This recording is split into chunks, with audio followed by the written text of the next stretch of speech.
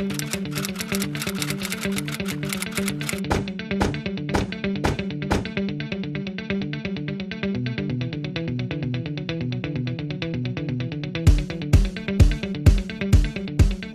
Shin Fujiyama. Back in 2004, Shin was just a regular college student who went on a week-long service trip to Honduras.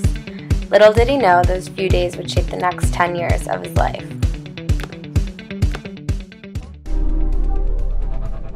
Back in college, when I was at the University of Mary Washington, I was traveling a lot through Latin America, and at the same time, my little sister Cosmo, we both ended up in Honduras on a volunteer trip, and we were working with different orphanages and different villages. We met a little girl named Carmen. She was from this really poor village, and all the homes there were made out of cardboard and rotten tin. She asked us for our help. She wanted us to help build homes for her and her friends. And we were just, students and everything. Thank you so much. We went back to campus and we really started to get everybody involved. We were doing little fundraisers like bake sales here and there. We weren't able to raise a lot of money until we started to get all of our friends involved. After graduating college in 2007, Shin and his sister Cosmos started the nonprofit organization Students Helping Honduras. Students Helping Honduras encourages college students to spend their breaks from school building schools in Honduras. Shin had a vision to help end the extreme poverty and violence in Honduras through education and youth empowerment. Shin was able to buy a plot of land in Honduras and bring his vision to life. He eventually built a community with more than 50 homes, a bilingual school, 2 children's homes, and a hostel for volunteers. So you might be wondering how Shin did this. How was Shin, an ordinary college student from Virginia, able to become such an influential leader? How do you get other students to do what you do? Well, it's really easy. All you gotta do is meet the kids, meet the families, and really get to know who they are, and bringing the stories back to campus and back home, and working real hard to raise money and spreading the message. Wait, let's back up. How do you get other students to do what you do? Well, it's really easy. All you gotta do is meet the kids, meet the families, and really get to know who they are, and bringing the stories back to campus.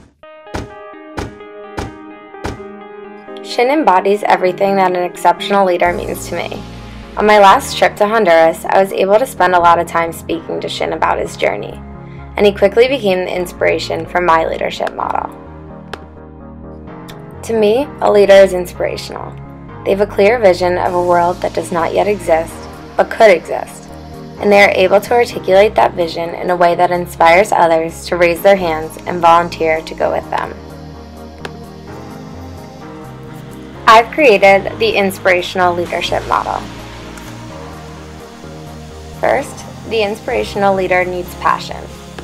Next, they need to be able to take that passion to create a clear vision and inspire a shared vision among all in the organization.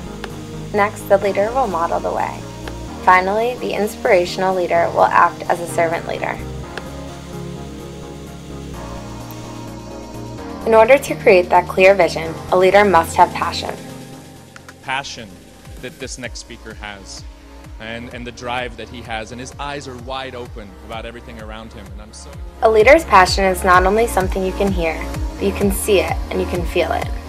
The best inspirational leaders can take that passion and transfer it to their followers. Students can make a difference. We're all here for one thing, to get to Honduras. The next phase is to inspire a shared vision. Once the leader inspires that passion in the followers, they must paint a clear vision of what they want the future to look like, and inspire that shared vision among all in the organization. For Shin, it's showing college students in the United States that their little bit of time spent in Honduras building schools can make a huge impact in a Honduran child's life. And in Honduras, Shin paints the picture of what the children's lives will be like if they have education and empowerment programs rather than living in poverty and joining gangs. To me, it's so important for leaders to model the way for their followers. No one is going to listen to the leader or be inspired by the leader if they don't see them doing the actions themselves. Shin is very involved with every aspect of Students Helping Honduras. In this model, it's important for the leader not to have too much power and to be on the same playing field as the followers. And finally, the inspirational leader must act as a servant leader. The leader focuses on serving others, rather than holding a lot of power. At its core, servant leadership is a long-term, transformational approach to life and work. It is not a quick fix. All of the staff of Students Helping Honduras are Hondurans. SHIN wants this to be a long-lasting, sustainable program that can go on long after he is gone. SHIN is working on helping Villa Soleada, the village that SHH is based out of, become sustainable itself by having chickens and growing vegetables to provide food for the community and to profit off of as well.